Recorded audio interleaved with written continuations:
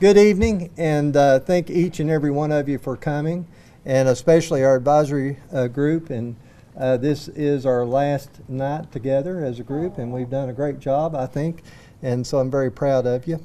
And without further ado, I want to make sure everyone has an opportunity. If you want to speak, please sign in. We still have a sign-in sheet at the table. Without further ado, I'll turn it over to Jeff Ackerman with the Tennessee Department of Health to give us a brief overview of what tonight's meeting is about. Thank you, Gary. I'm Jeff Ackerman, the Director of Health Planning. And some of you, most of you have seen most of this presentation, but we're going to go through it one more time about what is a Certificate of Public Advantage and what are we doing here at our last meeting of this advisory group. So the purpose of the COPA, Certificate of Public Advantage, is to protect the interests of the public in the region and the state. It was authorized by the state's Hospital Cooperation Act of 1993 that was amended last year. And the COPA is actually the written approval by the Department of Health that would govern a cooperative agreement among two or more hospitals.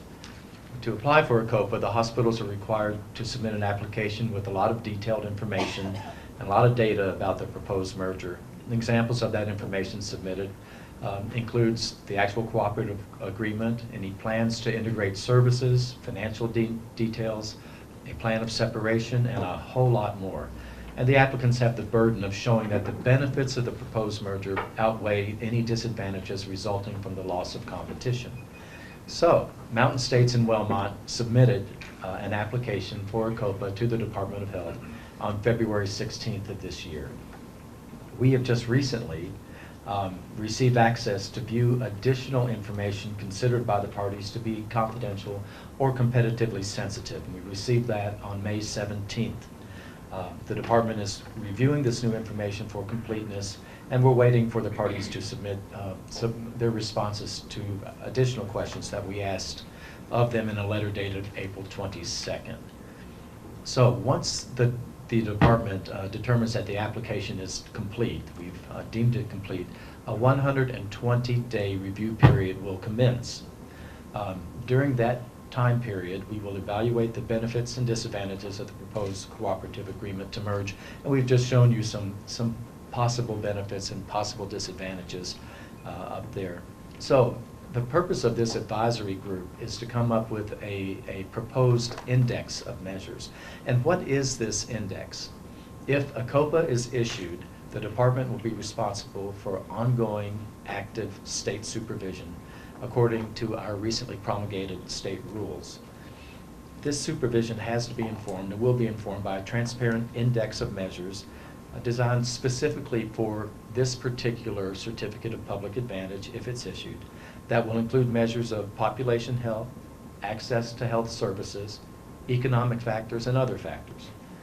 A lot of stakeholders have commented on the design of this index, and should a COPA be issued, the results of the index would be publicly reported on a regular basis.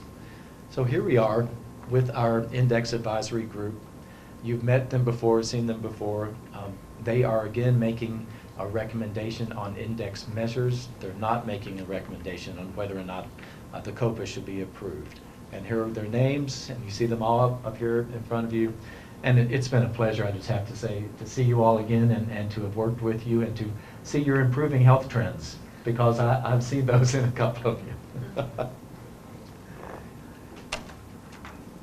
So the listening sessions that this advisory group has held are shown up here. We're here at this last one, May 31st meeting. This is when the measures are being presented to the public.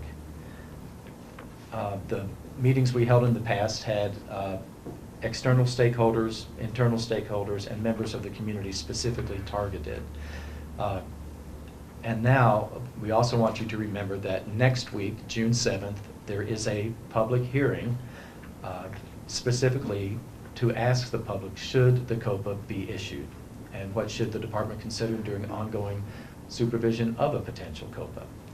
As always, you can give us any comments here. You can send them to us by regular mail, by email, submit them online. And one last comment here, the guidance for the advisory group. We wanted big picture concepts from them. We wanted outcomes, not just process measurements. And the goal is for this COPA index advisory group to represent the community's concerns and to have and develop a clear and well-defined index that can be easily understood by everyone involved, the hospital systems, the industry stakeholders, and the general public. And from my review of their work, they have accomplished that goal. We're very, very pleased with what they've done. Today's process, the group is here to listen to any input that you all have on these index measures and recommendations. Tonight's comments will be submitted along with the recommended index to the Commissioner of Health, Dr. Dreisner. We've got the sign-up sheets. We have the index draft measures over there. And reminder, we're being videoed and this is being transcribed. And I appreciate you all being here very much. Gary, back to you. All right, thank you so much, Jeff. I appreciate that good information. And before we call up our first speaker, I just want to really briefly, and this is outlined in the recommendations handout, but the process that the advisory group went through, we had well attended meetings by the advisory group. All of the members, as a rule, attended. They took copious notes. They listened very well, actively listened. And we had some, what I believe was outstanding input from the public and from internal and external stakeholders, and also the listening sessions that we had in the rural areas of the region. So very, very pleased. It was a very transparent process that we went through. Now, when our advisory group assembled, we had all of our notes, we had all the information, we had the transcription notes, we had lots of data, shall we say. Lots is probably an understatement, but we had a lot of information. This advisory group did their homework, they did it well, they took their job very seriously. So we began the process, as outlined in your handout, by putting together themes solely from the input that we received. And that input was oral. It was also by written comments and by email submitted to the state of Tennessee. So we grouped those into themes and then categorized those, as you see, by economics, access to care, geez, help me out, other, population health, how could I forget that in public health? And so we categorized those themes in those categories, and then began the process of looking at rationale, looking at what kind of indice is available, and ranking those. Ranking was important request from the commissioner. We really want to know how the public felt about a particular index, and so this advisory group went through that methodically, and I think did an outstanding job. And if you are so want to, I should say, you can look at the transcription of all the public input. It's in detail, and then look at those themes, and then look at the themes of this index. And I think you'll reconcile that this committee has done an outstanding job, left very little out. And so very proud of what they've done. We put in long hours, and this group has driven a lot of miles, as Eric said, and I think they've done a great job. So very proud of the product, very proud of the recommendation. I think the commissioner is going to be well pleased. So don't forget the meeting on June 7th, thank you, at Northeast State, and members of Tennessee Department of Health will be there, and that is the opportunity to speak about the pros and cons of the COPA or anything else related to the COPA. So take advantage of that if you will. Again, if you want to speak, please sign up at the front, and as we call our first, and right now only speaker, is Mr. Jim Perkins. I had the misfortune a couple of weeks ago of tearing 2 ligaments in my foot. And while it's painful and a little bit inconvenient, in about 4 to 6 weeks, I'm going to be back to normal. And folks with diabetes are not that fortunate. Due to the chronic nature of diabetes, this disease is going to stay with them for the rest of their lives. As you all know, Sullivan County is one of the highest prevalences of type 2 diabetes in the state. Tennessee is one of the highest states in the country for the prevalence of diabetes.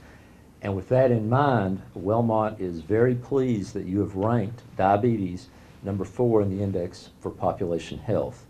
2 of the items that ranked above that have strong ties to diabetes. Number 1 is wellness efforts. And if I could say anything positive about type 2 diabetes, it's the fact that if you embrace this disease, you can learn to live a very normal, healthy, full life with it. One of the ways to embrace it is by lifestyle changes and proper nutrition. These are 2 of the items listed in wellness efforts, and these are also 2 of the things that we teach in the diabetes treatment centers when it comes to how can people live with diabetes. The second item is reducing obesity in all age groups, and we've seen the correlation over the years between obesity and diabetes. More importantly is the correlation between childhood obesity and diabetes, and childhood and type 2 diabetes in children. As obesity, childhood obesity has risen, you see a direct correlation with type 2 diabetes in children and adolescents. Both Wellmont and Mountain States have placed diabetes as a key item of concern in their COPA applications and have targeted type 2 diabetes in children as a particularly important issue. One of the things that we started doing at Wellmont in our center is developed a pilot program which has taken identification of type 2 diabetes in young children. There's not a whole lot of markers out there that say diabetes and prediabetes starts here. So we have taken it upon ourselves to try to find out where those markers start. And when we find prediabetes and diabetes, we are putting these children in an adult-based program to see if that works with nutrition, behavior change, lifestyle changes, nutrition counseling, as well as increased activity and exercise. We have been very, very fortunate to see positive results with this, and we've been, I guess, unfortunate to see that we're finding markers in 7th and 8th graders for prediabetes and diabetes. We'd like to recommend that this program be the cornerstone for the advisory, or a program like this be the cornerstone for the advisory group's population health recommendations concerning childhood obesity and the identification and treatment of type 2 diabetes in children. With that, I'd like to thank you all for making diabetes such a high priority in the index. Thank you. Thank you very much. All right. That is the only speaker we have signed up for public comment, and I'll open the floor for anyone else, give them an opportunity. And I don't see anyone going to the registration sheet, so I would be glad to give opportunity for anyone in the advisory group would like to make a comment. Okay, seeing none. So I'm going to use this gavel again. And so with that, Jim's comments will be submitted with the record along with the recommendations to the commissioner. And so this, again, very thankful for what the advisory group has done and your dedication and your willingness to serve and actively listening to the public. A job well done, I will say, and it's been a pleasure. Okay. And so without further ado. This next week's meeting also, the 7th is also at 5:30. Okay, the question is next week's meeting at 5:30? And yes, it is. 5:30 at Northeast State. Yeah. Yes. Okay. All right. All right. Meeting adjourned.